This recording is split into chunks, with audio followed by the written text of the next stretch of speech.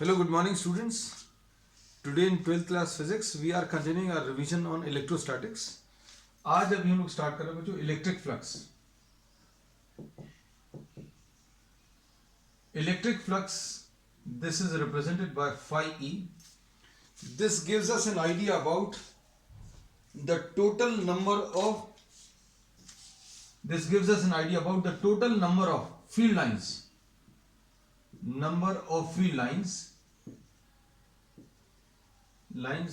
crossing a given surface. इसके बारे में अभी हम लोग आइडिया देता है. Suppose you are having a uniform electric field. Suppose ये यूनिफॉर्म इलेक्ट्रिक फील्ड है. इमेजिन करना बच्चों, इलेक्ट्रिक फील्ड जो है लेफ्ट से राइट की तरफ एक्ट कर रही है. इनको आप ऐसा इमेजिन कर सकते हो, इलेक्ट्रिक फील्ड लाइंस जो हैं दीज में be imagine in the form of threads. धागे हैं, बहुत सारे स्ट्रिंग्स हैं. These are connected from left to right. ये ऐसा कुछ इनका डायरेक्शन है. अब इसमें कोई प्लेन सरफेस अगर अभी हम लोग रख दें, suppose you are placing a plane surface. अब इनमें अगर आप कोई प्लेन सरफेस अगर आप रख दोगे ऐसा कुछ, तो ये जो स्ट्रिंग्स हैं, ये स्ट्रिंग्स इनको क्रॉस नहीं करेंगी. These will pass parallel to the surface, है ना. अब इसको अगर अभी हम लोग ऐसा रख देंगे तो नंबर ऑफ फील्ड लाइंस जो होंगी वो इसको क्रॉस करेंगी, तो कुछ फील्ड लाइंस इसको क्रॉस करने वाली. तो ऐसे में maximum number of field lines इनको कट करेंगी. So we say that flux in this case will be maximum. और जैसे जैसे अभी आप इसका इंक्लिनेशन ऐसा कुछ करते जाओगे, and when this plane becomes parallel to the field, then no field lines will be cutting this given surface. तो अब हम लोग इसमें ये बोलते हैं total number of field lines crossing a given surface will give us an idea about what the electric flux. ये एक सिंपल सी डेफिनेशन है. अब इसको मैथमेटिकली अगर एक्सप्रेस करना है तो अभी हम लोग ऐसे बोलते हैं, suppose you are having a plane area. अभी हम लोग पहले एक प्लेन सरफेस के लिए, for a plane area A and uniform electric field, ये यूनिफॉर्म इलेक्ट्रिक फील्ड E है, तो इलेक्ट्रिक फ्लक्स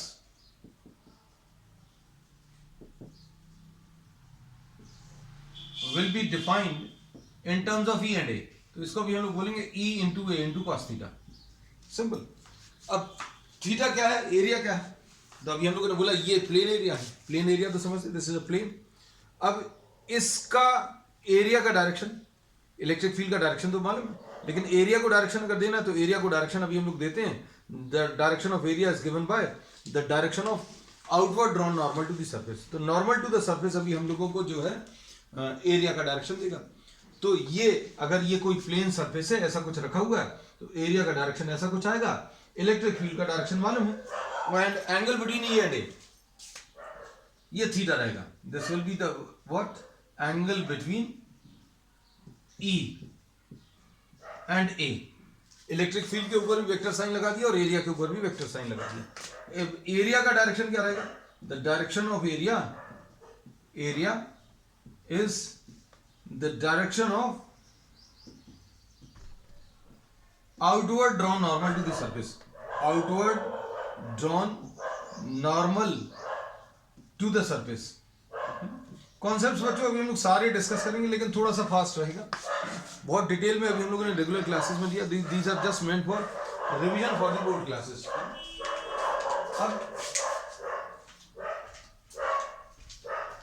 अब suppose this is a plane area. This is a plane area. Direction of area is the direction of outward drawn normal to the surface. तो ये area का direction आ गया, ये electric field का डायरेक्शन आ गया, है ना. और इन दोनों के बीच में, एरिया और इलेक्ट्रिक फील्ड के बीच में जो एंगल है उसको अभी हम लोग थीटा मार्क करते हैं. So electric flux will be equal to what E into A into cos theta. अब इस डेफिनेशन को अगर अभी हम लोग इस प्रिलिमिनरी डेफिनेशन से मैच करने की कोशिश करें, मिलाने की कोशिश करें, क्या अभी हम लोगों को सब कुछ सही मिल रहा था क्या. अब हम लोगों ने बोला था इलेक्ट्रिक फील्ड बच्चों, इसमें इलेक्ट्रिक फील्ड जो है लेफ्ट टू राइट एक्ट कर रही है, फ्रॉम लेफ्ट टू राइट ऐसा कुछ इलेक्ट्रिक फील्ड एक्ट कर रही है. एरिया का direction is outward drawn normal to the surface. तो इलेक्ट्रिक फील्ड का डायरेक्शन और एरिया का डायरेक्शन सेम है. तो अब हम लोग क्या बोलेंगे, when theta is equal to 0, electric flux is found to be maximum. क्यों मैक्सिमम आ जाएगा, क्योंकि थीटा की वैल्यू 0 है और electric flux will be equal to E into A into cos zero. E into A into cos zero मतलब ये कितना आ जाएगा, E इंटू ए आ जाएगा, ये मैक्सिमम है। So value of cos theta is maximum.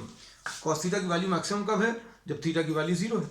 और ये अभी हम फिजिकली समझ में भी आया था कि भाई अगर इलेक्ट्रिक फील्ड लाइंस अगर ऐसे लेफ्ट टू राइट इस डायरेक्शन में मूव कर रही हैं तो maximum number of field lines कब कट करेंगी, जब ये एरिया परपेंडिकुलरली रखा हुआ है ना, perpendicular. If this plane is placed perpendicular to the field lines, plane perpendicular है लेकिन एरिया का डायरेक्शन कैसा रहेगा, एरिया का डायरेक्शन ये रहेगा। तो एरिया का डायरेक्शन और इलेक्ट्रिक फील्ड ये दोनों एक ही लाइन में है, मतलब थीटा की वैल्यू 0 है। दोनों में डिफरेंस समझ में आना चाहिए। हम बोल रहे हैं E और A के बीच में एंगल 0 डिग्रीज। इलेक्ट्रिक फील्ड भी ऐसी है, ये देखो ऐसा कुछ डायरेक्शन रहेगा, ऐसा कुछ डायग्राम रहेगा इसका।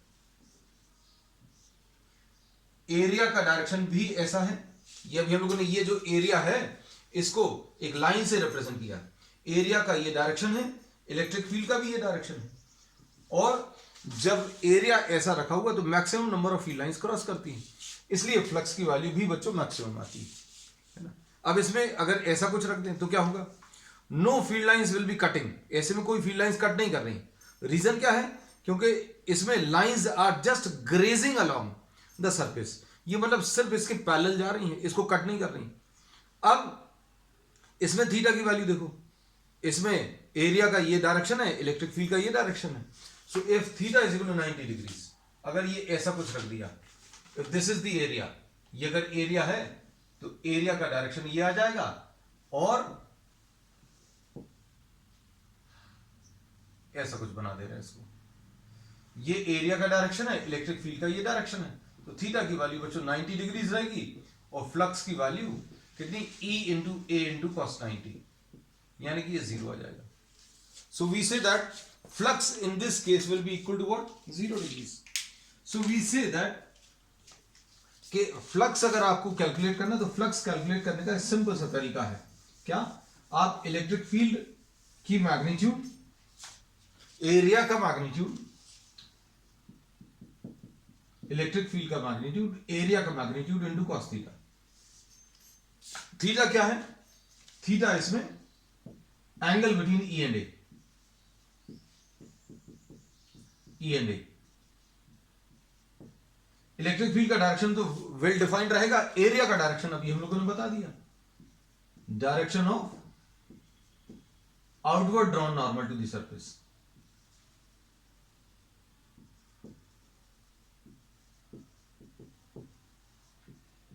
अब इसमें ये इलेक्ट्रिक फ्लक्स मैक्सिमम कब होती है, इलेक्ट्रिक फ्लक्स मैक्सिमम तब होगी जब थीटा की वैल्यू 0 होगी। थीटा की वैल्यू 0 पर फ्लक्स मैक्सिमम है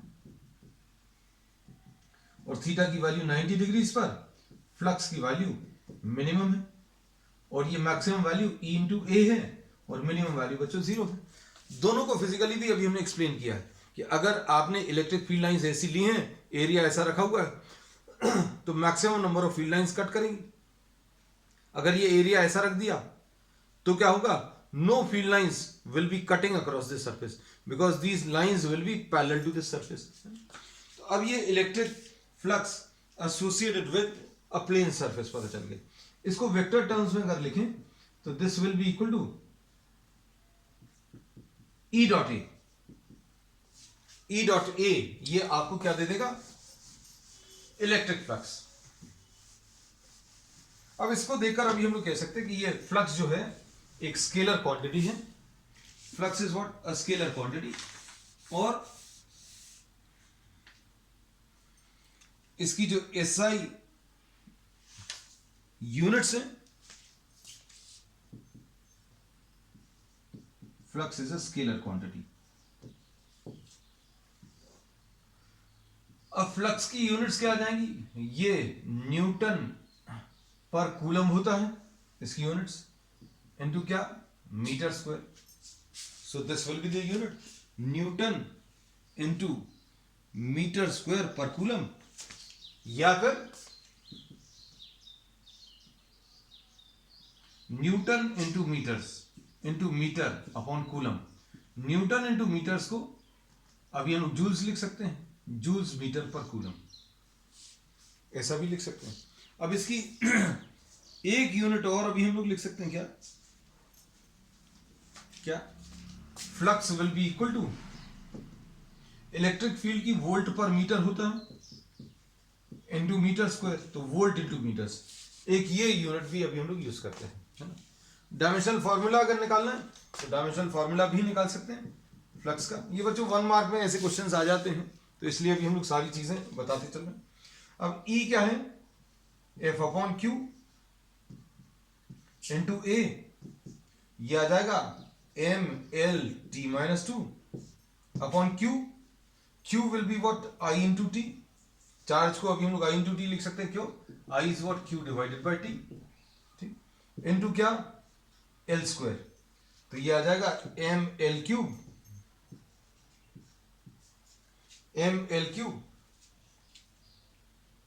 T to the power of -3 into I to the power of -1, ऐसा कुछ आ जाएगा।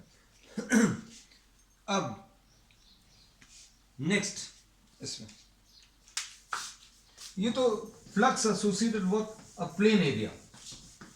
अगर कोई और इरेगुलर शेप्ड ऑब्जेक्ट है किसी भी शेप का, तो अभी हम लोग कहते हैं उसको, suppose if you are having an irregular shaped object which is placed in a uniform electric field, तो अब हम लोग क्या करेंगे, to find the electric flux we will be dividing this into very small parts. मतलब अभी हम लोग इसको बहुत छोटे छोटे पार्ट्स में डिवाइड करेंगे। पार्ट्स इतने छोटे रहेंगे कि हर छोटे पार्ट को आप प्लेन एरिया मान सकते हैं। So the parts are very small such that each part can be considered as a plane. तो अभी हम लोग बोलेंगे एक छोटा सा एरिया आप ले लो, छोटा सा एरिया जिसका एरिया, इस छोटा सा पार्ट का एरिया ds है, और इसका डायरेक्शन अभी हम लोगों ने ये मार्क कर दिया, और ये इलेक्ट्रिक फील्ड का डायरेक्शन है, ये थीटा आ गया। इसको ऐसा समझ सकते हैं, फुटबॉल में अगर आप देखो जो कलर्ड, जो व्हाइट एंड ब्लैक पैचेस रहते हैं, उसमें एक पैच को अगर आप देखो, एक पार्ट को अगर आप देखो, this can be considered as a plane. वैसे पूरा फुटबॉल जो है that is a curved surface, लेकिन अगर एक छोटा सा पार्ट ले लोगे तो छोटा part it can be considered as a plane. कहीं पर भी किसी भी शेप का ऑब्जेक्ट है, आप उसके इतने छोटे छोटे पार्ट्स करने वाले हैं कि हर छोटे पार्ट को अभी आप प्लेन सरफेस जैसा मान सकते हैं। अब इसके बाद क्या करेंगे, we will be finding out the flux associated with one such small part. हम लोगों ने जो बोला है, हमने बोला अगर इरेगुलर शेप या किसी भी और शेप का ऑब्जेक्ट दिया हुआ है और वो किसी यूनिफॉर्म इलेक्ट्रिक फील्ड में रखा हुआ है, अब आपको उससे एसोसिएटेड फ्लक्स बताना है, तो आपने उसके बहुत छोटे पार्ट्स किए। पार्ट्स इतने ज़्यादा छोटे हैं कि हर छोटे पार्ट को आप प्लेन मान सकते हैं। तो flux associated with one such small part will be E into ds into cos theta, या फिर E डॉट ds लिख सकते हैं। अब क्या करेंगे, टोटल फ्लक्स अगर आपको कैलकुलेट करनी है, टोटल फ्लक्स अगर आपको कैलकुलेट करना, तो टोटल फ्लक्स कैसे कैलकुलेट करेंगे, we will be dividing the given surface into very small parts, and then we will be calculating flux associated with each such small part. हर एक छोटे पार्ट से associated flux आप निकालेंगे, और ऐसे जितने फ्लक्स आएंगे उन सबको आप ऐड करेंगे, तो क्या आएगा, total flux will B integration of what, d phi e, ये आ जाएगा integration of what, E dot ds। ये आ गया आपको total flux associated with the given surface. अब इसके बाद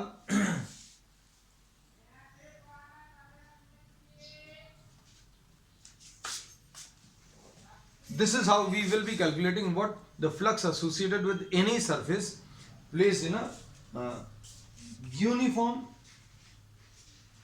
electric field। अब इसके बाद नेक्स्ट है, नेक्स्ट टॉपिक बच्चों इसमें जो दिया हुआ है एनसीईआरटी में, वो है continuous charge distribution. Continuous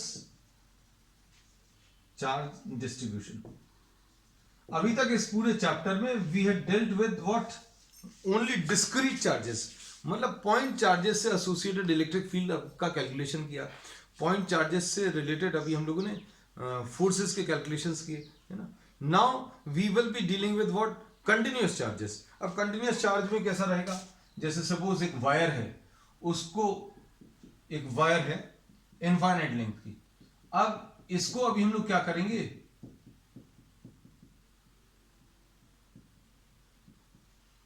this is not a discrete charge, ये पॉइंट चार्ज नहीं है, तो इसका एनालिसिस कैसे करेंगे. तो इसके एनालिसिस में एक टर्म अभी हम लोग यूज करने वाले हैं, linear charge density. Linear charge density. और लीनियर चार्ज डेंसिटी को बच्चों अभी हम लोग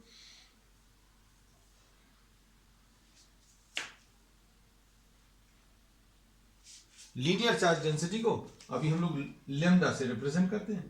this is charge per unit length. This is charge per unit length of the wire.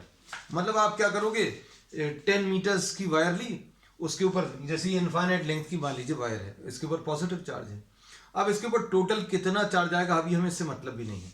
और अभी आप को कैलकुलेशंस अगर करने तो इनफाइनाइट लेंथ के कैलकुलेशंस अभी हम लोग इस टर्म की मदद से बहुत आसानी से कर सकते हैं. लीनियर चार्ज डेंसिटी हम लोग क्या कर रहे हैं, लीनियर चार्ज डेंसिटी अगर आपको बताना तो 3 मीटर्स 5 मीटर्स 10 मीटर्स की का एक छोटा सा पार्ट ले लो और उस पर कितना चार्ज आ रहा है, चार्ज को भी आप लिंक से डिवाइड कर दो. जैसे मान लीजिए चार्ज 50 कूलम आया 10 मीटर्स के ऊपर, तो ये 50 आ गया और ये 10, तो अभी हम लोग बोलेंगे linear charge density will be what 5 Coulomb's पर मीटर.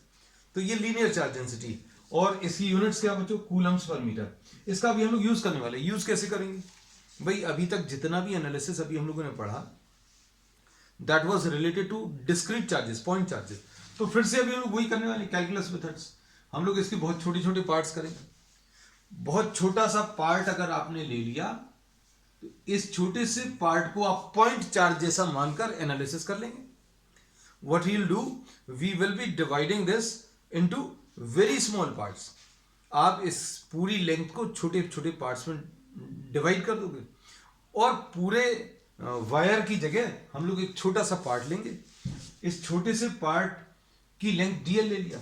इस छोटे से पार्ट के ऊपर चार्ज कैसे मिलेगा, चार्ज निकालने का तरीका लेम्डा इंटू लेंथ, तो लेम्डा इंटू डीएल. अब आप इसको छोटे से पार्ट को आप पॉइंट चार्ज जैसा मान सकते हो, डिस्क्रीट चार्ज जैसा मान सकते हो. ठीक है, अब इसका एग्जैक्ट यूज कैसे होगा ये जब टॉपिक आगे आएगा तो अभी हम लोग इसमें डिस्कस करेंगे. अभी इस स्टेज पर हमारा ऑब्जेक्टिव सिर्फ ये है, ये टर्म डिफाइन करना, लीनियर चार्ज डेंसिटी. तो लीनियर चार्ज डेंसिटी कहां पर यूज करने वाले हैं, जहां पर length is the only prominent factor. मतलब जो ज्योमेट्रिकल शेप दिया है या जो चार्ज कॉन्फ़िगरेशन दिया है वो अगर प्लेट के फॉर्म में है तो अभी हम लोग चार्ज पर यूनिट लेंथ नहीं बोलेंगे. हम लोग अगर वायर दिया है तो वायर में सिर्फ लेंथ एक फैक्टर है जो डोमिनेटिंग फैक्टर है. तो अभी हम लोग बोलेंगे इसमें linear charge density lambda use करेंगे. अब इसमें अगर कोई चार्ज प्लेट दिया है, ये यूनिफॉर्मली चार्ज वायर. अब इसके बाद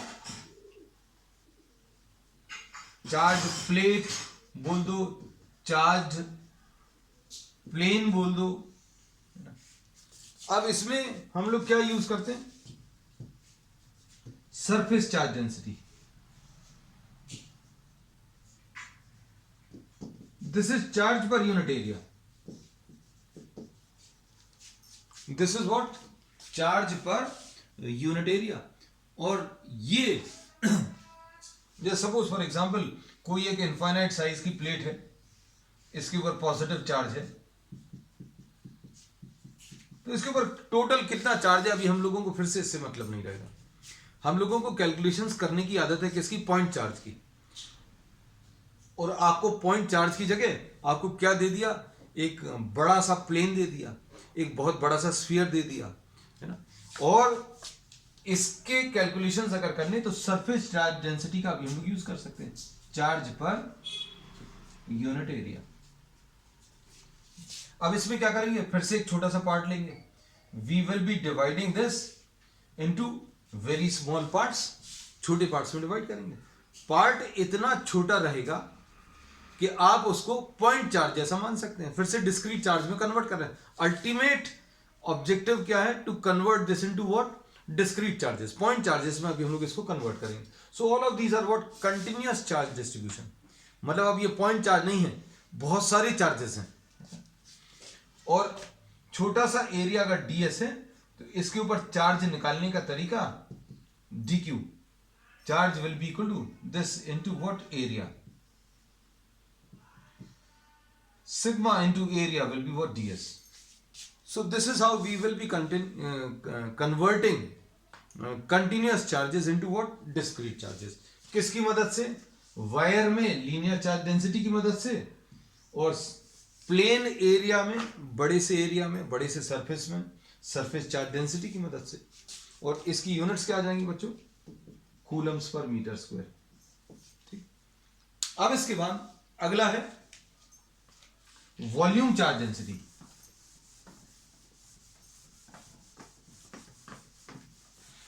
वॉल्यूम चार्ज डेंसिटी क्या है?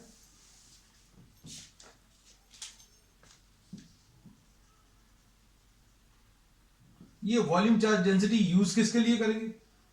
For three dimensional charge object. मतलब अभी तक हम लोगों ने वन डायमेंशनल वायर लिया था, वन डायमेंशनल ऑब्जेक्ट है. प्लेट लिया था, वो टू डायमेंशनल ऑब्जेक्ट है. मतलब उसमें थिकनेस तो है लेकिन thickness is very small as compare to the size. अगर आपने एक बहुत बड़ा ऐसा व्हाइट बोर्ड ले लिया, उसको चार्ज कर दिया, है ना, थिकनेस बहुत कम है, साइज बहुत बड़ा है, तो एरिया बोल रहे हैं डोमिनेटिंग फैक्टर. अब थ्री डायमेंशनल ऑब्जेक्ट ले लो, एक बहुत बड़ा सा कुछ थ्री डायमेंशनल ऑब्जेक्ट, तो उसमें वॉल्यूम चार्ज डेंसिटी यूज करेंगे. And this is what charge per unit volume. और इसकी यूनिट्स क्या आ जाएंगी बच्चों? कूलम्स पर मीटर क्यूब. अब इनका एग्जैक्ट यूज क्या है ये अभी हम लोग आगे गॉस लॉ के एप्लीकेशंस में सीखने वाले हैं.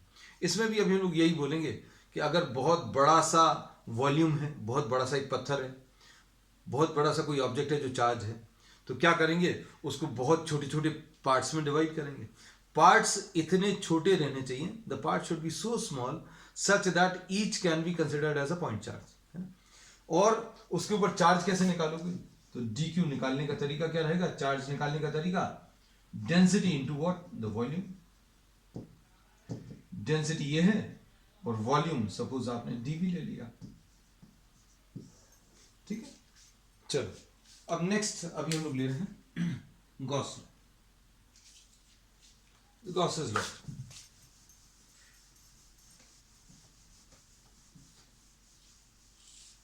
गॉस लॉ के पहले बच्चों अभी एक सिंपल सा एक प्रॉब्लम ले ले रहे हैं. ये भी एनसीईआरटी में दिया है, ये दिया हुआ गॉस लॉ में, लेकिन अभी हम लोग इसको गॉस लॉ डिस्कस करने के पहले करेंगे, है ना.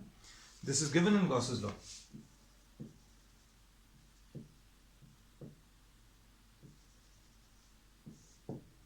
अब गॉस लॉ जो है इसके पहले अभी हमने बोला एक प्रॉब्लम लेने वाले हैं. Suppose you are having a uniform electric field.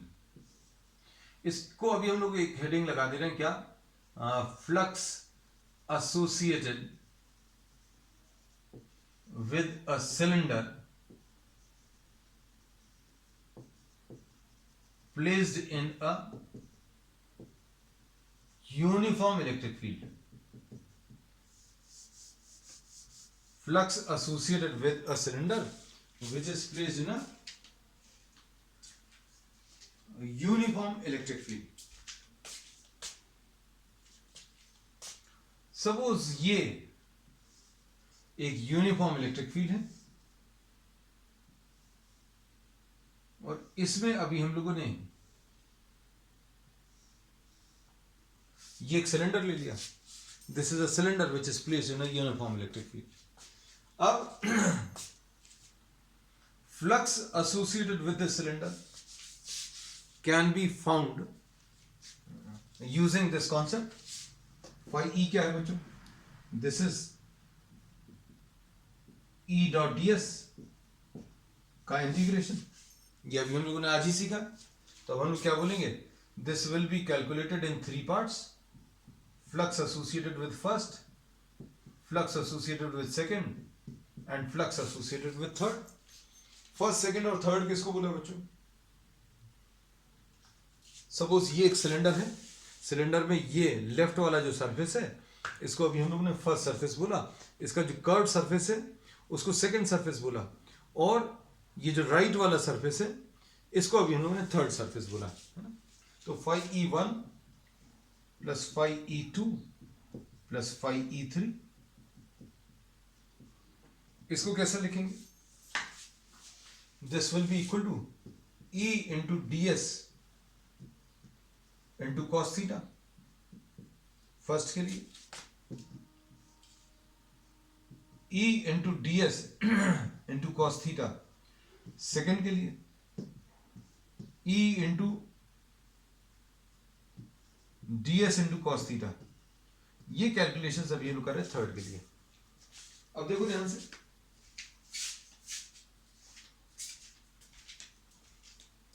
इसमें ये जो फर्स्ट वाला सरफेस है, अब इसको क्या करेंगे बच्चों, बहुत छोटे छोटे पार्ट्स में डिवाइड करोगे और इसका एक छोटा सा पार्ट ले लोगे। We will be taking a small part. इधर छोटा सा एक पार्ट ले लिया, here you are taking a very small part. आपने एक छोटा सा पार्ट लिया, you are taking a small area, छोटा सा एरिया लिया। इस एरिया का डायरेक्शन कैसा रहेगा? Outward drawn normal to the surface, ये ऐसा कुछ रखा हुआ है, तो एरिया का डायरेक्शन ऐसा कुछ आएगा, इलेक्ट्रिक फील्ड का ऐसा। तो यहां पर ds का ये डायरेक्शन आ गया और इलेक्ट्रिक फील्ड का ऐसा है, तो थीटा की वैल्यू बच्चों यहां पर 180 डिग्री आ जाएगी फर्स्ट सरफेस के लिए, थीटा की वैल्यू 180। अब सेकेंड वाला सरफेस, ये वाला, इसके लिए इमेजिन करना, कहीं पर भी आप छोटा सा ds ले लो, if you are taking a small area, area का ये डायरेक्शन आएगा। अगर आपने यहां पर ले लिया तो एरिया का ये डायरेक्शन आएगा, यहां पर छोटा सा एरिया लिया तो एरिया का ये डायरेक्शन है। इलेक्ट्रिक फील्ड का डायरेक्शन कैसा है? ऐसा कुछ है। तो इलेक्ट्रिक फील्ड का डायरेक्शन और ds का डायरेक्शन, इसमें थीटा की वैल्यू बच्चों कितनी? 90 डिग्री। इलेक्ट्रिक फील्ड ऐसी कुछ है, यहां पर इलेक्ट्रिक फील्ड ऐसी कुछ है, और यहां पर on this if you are taking a small area, area का डायरेक्शन ऐसा कुछ है ds, इलेक्ट्रिक फील्ड का ऐसा है, तो थीटा की वैल्यू 0। तो थीटा की वैल्यू बच्चों इसमें 0 है, इसमें थीटा की वैल्यू 90 डिग्री है। अब क्या करेंगे? You can find out what e integration of ds into cos 180 first के लिए, e ds cos 90 सेकेंड वाले सरफेस के लिए, e ds cos 0 किसके लिए? थर्ड के लिए। अब इसके बाद flux will be equal to flux associated with the first, यह आ जाएगा E integration of ds for the first into -1 plus cos 90 की वैल्यू 0 है तो ये तो कैंसिल हो जाएगा, 0 E integration of ds cos 0 की value 1, integration of ds for the first minus sign के साथ plus e integration of ds for the third. अब फर्स्ट और थर्ड सरफेस क्या बच्चों? फर्स्ट सरफेस लेफ्ट वाला कैप है और थर्ड वाला राइट वाला कैप है, या राइट कवर है या राइट फेस है। तो सपोज इसका एरिया, सपोज इस पूरे का एरिया a है, तो क्या बोलेंगे? ये -s लिख देना है।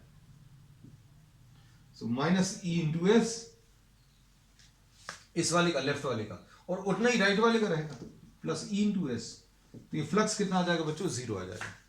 So flux associated with a cylinder which is placed in a uniform electric field is 0। ये इलेक्ट्रिक फील्ड बच्चों 0 आने वाली है।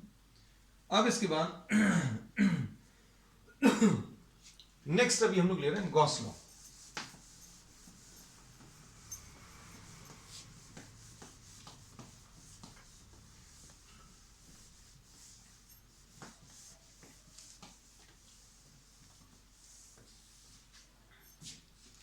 अब गॉस लॉ में गॉस लॉ क्या देता? Flux associated with any surface in an electric field is 1 upon epsilon 0 times the net charge enclosed by the surface. बहुत सिंपल सा है. अगर आपको किसी सरफेस से एसोसिएटेड फ्लक्स अगर आपको बतानी है, क्लोज सरफेस रहना चाहिए. Any close surface in an electric field is 1 upon epsilon 0 times the net charge which is enclosed by the given surface. अगर आपको कोई भी सरफेस किसी इलेक्ट्रिक फील्ड में रखा हुआ है तो उससे एसोसिएटेड फ्लक्स कैलकुलेट करने का एक तरीका तो ये सीख ही लिया अपन ने डेफिनेशन से. क्या? E.ds. गॉस ने क्या किया? इसको और आसान कर दिया. उन्होंने बोला कि अगर आपको फ्लक्स निकालना है तो फ्लक्स निकालने की जगह, ऐसा कैलकुलेशंस करने की जगह, उस सरफेस के अंदर कितना नेट चार्ज है वो देख लो और उसको किससे मल्टीप्लाई कर दो? एप्सिलॉन 0 से. तो ये बच्चों इसका मैथमेटिकल फॉर्म है. 1 upon epsilon 0 times what? The net charge, अंदर का नेट चार्ज. ठीक है. अब इसमें ये चीज याद रखना बच्चों, this Gauss law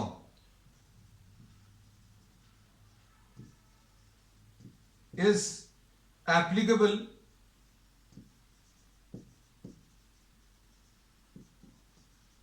for closed surfaces only. Surface जो है बच्चों क्लोज सरफेस रहना चाहिए, है ना. क्लोज सरफेस के लिए ही एप्लीकेबल है. ठीक है.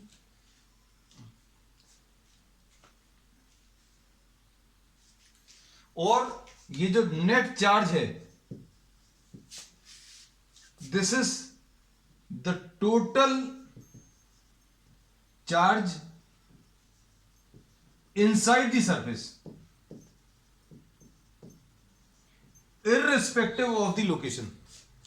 कहीं पर भी हो. अब जैसे मान लीजिए ये कोई ऐसा सरफेस है, अब ये चार्ज यहां पर है, यहां पर है, यहां पर है, यहां पर है, यहां पर, इन सब का टोटल निकाल लो. और ये टोटल निकालते समय अभी हम लोग क्या करेंगे बच्चों? एल्जेब्राइक एडिशन करेंगे. एल्जेब्राइक एडिशन का मतलब क्या है? पॉजिटिव को positive charge plus sign, negative charge minus sign लेकर, है. अब इसके बाद ध्यान से सुनना.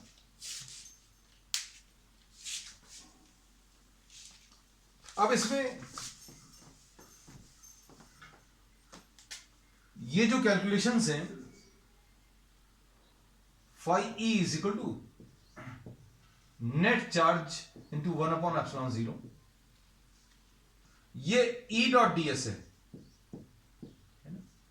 Is equal to net charge divided by epsilon 0.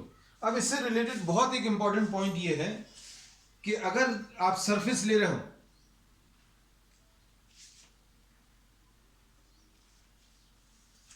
तो ये जो इलेक्ट्रिक फील्ड है, सपोज आपने कोई सरफेस सिलेक्ट किया, किसी चार्ज डिस्ट्रीब्यूशन के कारण अगर आपको इलेक्ट्रिक फील्ड निकालनी है या फ्लक्स निकालना है तो आपने कोई एक क्लोज सरफेस लिया, है ना.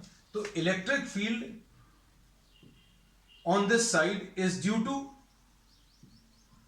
All the charges, electric field due to all the charges lying outside or inside the closed surface. ये जो इलेक्ट्रिक फील्ड निकलेगी बच्चों किसके कारण, ये जो इलेक्ट्रिक फील्ड अभी हम लोग कंसिडर करनी है वो कौन सी वाली इलेक्ट्रिक फील्ड है, it is the electric field due to all the charges which are lying inside as well the outside. लेकिन जो नेट चार्ज है बच्चों, but Q net is due to the charges lying inside the surface. इसमें जो left side पर electric field वाला term है, उस इलेक्ट्रिक फील्ड में electric field is due to all the charges which are lying inside as well as outside. लेकिन जो net charge अभी हम लोग ले रहे हैं, ये net charge only inside charges. और इससे जो इलेक्ट्रिक फील्ड निकलेगी या इलेक्ट्रिक फील्ड आप कंसिडर कर रहे हैं, this is due to all charges, ये याद रखना। चलो अब इसमें ये जो क्लोज सरफेस अभी हम लोग लेते हैं, इसको गॉसियन सरफेस भी बोलते हैं। जो काम की चीजें बच्चों अभी हम आपको बताते जा रहे हैं, बहुत काम की। नेक्स्ट इसमें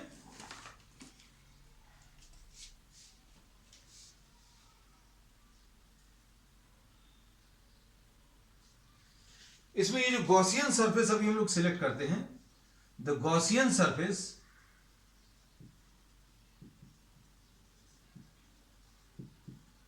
should not pass through any point charge।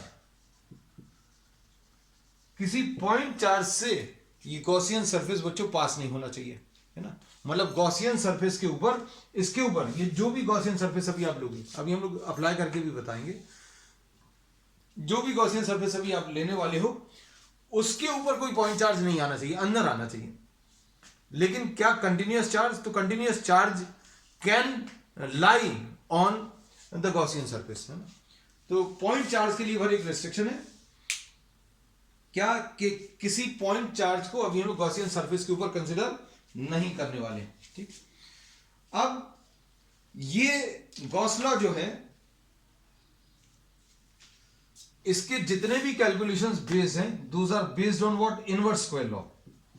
Gauss law जो है, दिस इज बेस्ड ऑन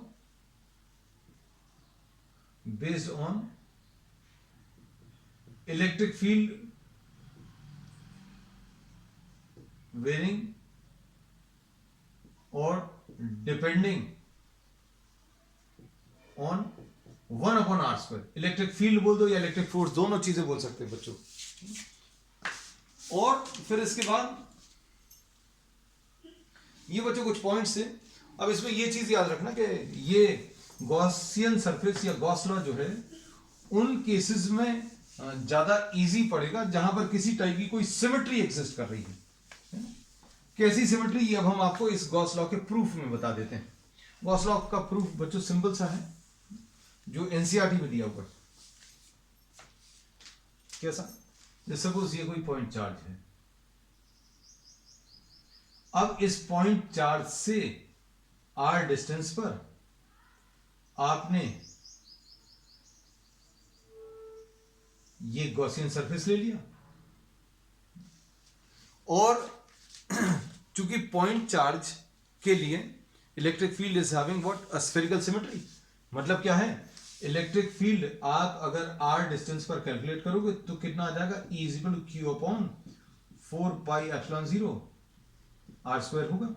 यहां पर भी सेम होगा, यहां पर भी सेम होगा, सारे पॉइंट्स पर इलेक्ट्रिक फील्ड की वैल्यू बच्चों सेम आने वाली। और फ्लक्स कैसे मिलेगा, flux will be equal to E.ds। अब देखो स्फेरिकल सिमेट्री का फायदा क्या है, आप इसके ऊपर कहीं पर भी, जैसे मान लो एक छोटा सा एरिया लिया, ये छोटा सा एरिया अगर लेंगे आप ds, तो ds का ये डायरेक्शन आएगा, आउटवर्ड ड्रॉ नॉर्मल। बच्चों ये जो परपेंडिकुलर ड्रॉ करेंगे, ये सेंटर से पास होगा, और इलेक्ट्रिक फील्ड का डायरेक्शन भी अवे फ्रॉम द पॉजिटिव है, तो इलेक्ट्रिक फील्ड का भी ये डायरेक्शन है। So for all the points on the sphere, all points on the sphere, angle between E and ds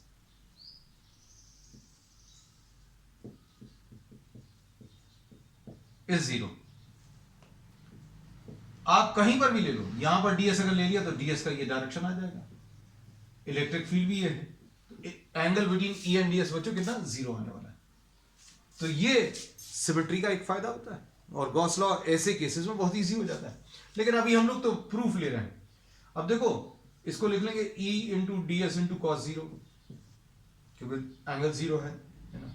अब इसमें क्या करेंगे, E ∫ ds, E कितना है, Q/4πε0 r², इस चार्ज के कारण निकाल रहे हैं। ∫ds मतलब जितने छोटी छोटी एरियाज हैं, उन सारे एरियाज को आप इसके ऊपर ऐड करो तो क्या मिल जाएगा बच्चों, 4πr²।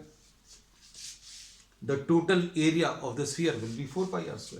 और अगर आप 4 पाई आर स्क्वायर कैंसिल करोगे तो ये आ जाएगा 1/ε0 इंटू क्यू नेट। ये इस सरफेस के अंदर का नेट चार्ज है। So this is the proof of what is termed as the Gauss law. तो बच्चों आज के लिए इतना ही। We will continue with the applications of the Gauss law on the next time. That's all for today.